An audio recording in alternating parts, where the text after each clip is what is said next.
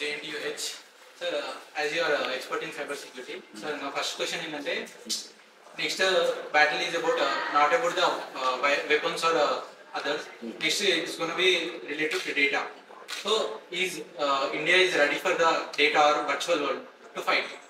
Definitely, that is where the role of institutions like Narasimha Reddy comes. ఎందుకంటే cyber అయిపోయింది. First world war, second world war అలా అయిపోయి తర్వాత ఇప్పుడు water wars అని సైబర్ వార్, ఫ్యూచర్ అంతా వచ్చేదంతా సైబర్ వార్.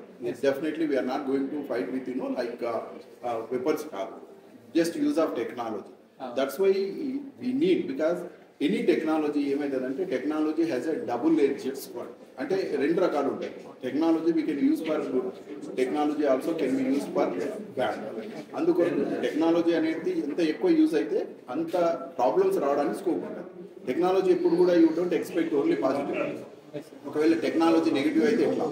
టుడే ఇవాళ cyber security related cyber challenges ఎలా ఉన్నాయంటే, వేర్ టు సైబర్ క్రైమ్ అయితే అనుకోండి, where to go, whom to approach, what kind of recourse అనేది కూడా మనకు క్లూలెస్గా ఉన్నాం.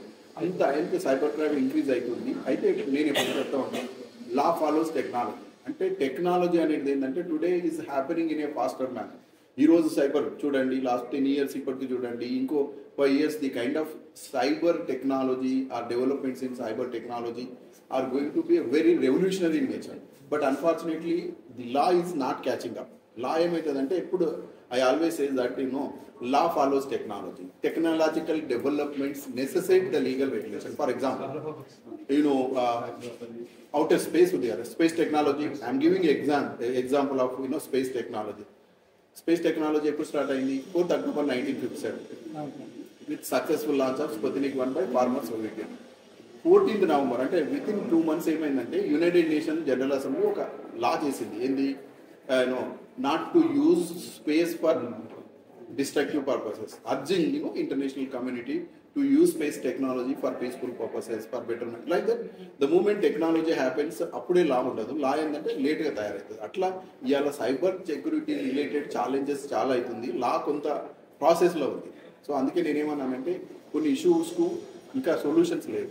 ఎందుకు? రెవల్యూషనరీ టెక్నాలజీస్ అండ్ గవర్నెన్స్ లా ఏంటంటే రెవల్యూషన్ స్లోగా వస్తుంది. అక్కడ ఛాలెంజెస్ ఇవాళ ఉన్నాయి. సైబర్లో కూడా ఐఎమ్ టాకింగ్ అబౌట్ జనరల్లీ అన్ని technologies, but more cyber, because that's why India they are predicting that another 5 years we're going to have a lakhs of cyber soldiers to prevent that war or to face that cyber war. So అందుకొరకు ఇదంతా ఎట్లాంటి how what kind of soldiers we're going to have? technocrats, people like you all, when some cyber crime is happening. So ఇంకొక problem cyber crime తోటి ఏంటంటే, this is in cross border nature. You sit here and do something computer, it's going to affect in UK or that person belongs to Germany. How to regulate? Within India అయితే Indian parliament చట్టం చేసి Indian parliament force చేస్తారు. But ఇక్కడ cross border nature, అందుకొరకే ఈ cyber క్రైమే కాదు, all cross border nature of crimes tomorrow or today we're going to have new approaches కావాలి. ఏంటంటే ఇంటర్నేషనల్ కోఆపరేషన్. ఎందుకంటే ఇప్పుడు నేను చెప్పాను కదా, సైబర్ క్రైమ్ ఇక్కడ కూర్చొని చేస్తే అక్కడ అది ఎక్కడనో ఫ్రాన్స్లో, జర్మనీలో ఎక్కడనో ఇంపాక్ట్ అవుతుంది. మరి ఎట్లా రెగ్యులేట్ చేస్తావు అంటే, countries are going to have already start అయిన ప్రాసెస్ కోఆపరేషన్ అంటారు. Country X has to cooperate with cooperation, coordination, consensus, convincing. So అట్లయితేనే మనకు ఆ ఎన్ఫోర్స్మెంట్ ఉంటుంది.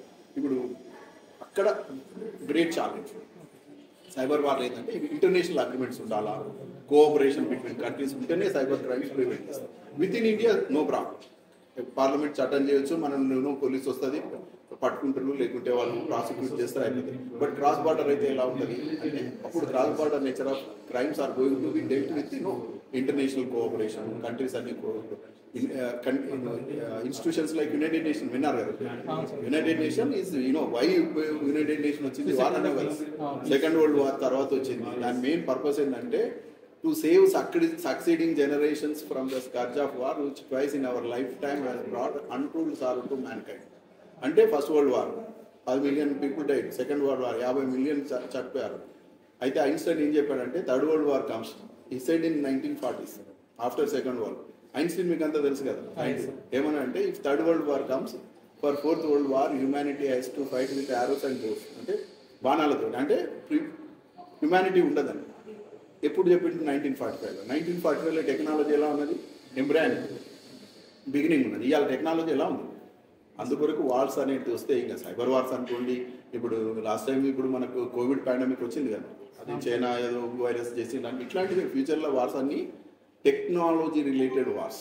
వీఆర్ నీడ్ నాట్ ఫైట్ మనం బాంబులు పెట్టి లేకుంటే సోల్జర్స్ ఫైట్ చేసే వార్స్ రాకుండా ఏమైనా టెక్నాలజీ రిలేటెడ్. ఎవరికైతే టెక్నాలజీ ఉంటుందో వాడు he will win the war. Sir one more question sir. China has DeepSeek and అమెరికాకి ChatGPT ఉంది. మనకి ఇంత ఐఐటీస్ ఉంది, as we're providing much more IITians like Sundar Pichai and even Narayana Murthy, they are good at tech. So అట్లాంటి టెక్నీషియన్స్ని tech గ్రాడ్యుయేట్స్ని పెట్టుకుని కూడా why is lacking India to produce like ChatGPT or DeepSeek? ఎందుకంటే మరి మన సుందర్ పిచాయ్ ఎక్కడ ఉన్నాడు? నీవు అడిగిన దానికి ఎస్ డెఫినెట్లీ ఇప్పుడు ఏమైందంటే బ్రెయిన్ డ్రైన్ అంటారు కదా, మన వాళ్ళు ఎక్కువ అక్కడ పోవడం, reasons whatever. But now things are going to change. Just now I told address student, I said in the years to come India is going to play important role. India ప్రపంచాన్ని శాసించే రోజులు వస్తున్నాయి. నేను చెప్తున్నా తెలుగులో, ప్రపంచాన్ని ఇంకో 5 సంవత్సరాలు 10 సంవత్సరాలు అయితే. ఎందుకంటే మనకున్న అడ్వాంటేజ్ ఏంటంటే యూత్ పాపులేషన్. మీరందరూ మంచిగా తయారైతే, ఇప్పుడు సోల్జర్స్ అన్నాను కదా, cyber soldiers, lakhs of people cyber soldiers వస్తే మనం మిగతా కంట్రీస్ మనం ఏంటి డిపెండ్ అయ్యి కాబోతున్నాయి. ఇప్పుడు ఒకటి ఏంటంటే మీరందరూ మంచిగా చదవాలి. మనం చదువు ఎలా ఉండాలంటే next 5 years what kind of syllabus we need to face the global competition. ఇవాళ నువ్వు మీ ఫ్రెండ్కు కాంపిటీషన్ కాదు, you have to compete with the globe. So అట్లాంటి అందుకొరకే నేను as a chairman Telangana higher education, నా ప్రయత్నం కూడా ఏంటంటే మంచి ఎడ్యుకేషన్ ఇవ్వాలి. ఆ ఎడ్యుకేషన్ ఎట్లా ఉండాలంటే గ్లోబల్ కాంపిటీషన్ ఫేస్ చేయాలి, ఇండస్ట్రీ నీడ్స్ను అకామిడేట్ చేసుకోవాలి. ఇలా వన్ ఆఫ్ ద ఇంజనీరింగ్లో మనకు క్రిటిసిజం ఏముంది? Engineers are not ready for jobs. అవునా కదా? వాస్తవం. మేబీ 15-20% ఓన్లీ రెడీ, మిగతా 75-80% are not ready for jobs. అది జనరల్గా. ఎందుకంటే కొంత విద్యా వ్యవస్థను కూడా మనం మార్చాలి. మన విద్య ఎట్లా ఉండాలంటే గ్లోబల్ నీడ్స్ను, గ్లోబల్ కాంపిటీషన్ను, గ్లోబల్ సిలబస్ ఇవన్నీ చేయాలి. అడగొచ్చు నువ్వు, సార్ అంత ఈజీ అవుతుందా అని. ఈజీ అంటే ప్రయత్నం అయితే చేయాలి కదా సార్. డేటా చాలా ఇంపార్టెంట్, ఎందుకంటే ఇప్పుడు ఈ డిజిటల్ ఎరాలో డేటాకి చాలా value. So social media users నార్మల్గా యూజ్ చేస్తాను. నేను ఇప్పుడు సోషల్ మీడియా ఒక 5 steps నాకు చెప్పాలనుకుంటే నా డేటాను సెక్యూర్ చేసుకోవడానికి ఆ 5 steps ఏంటి?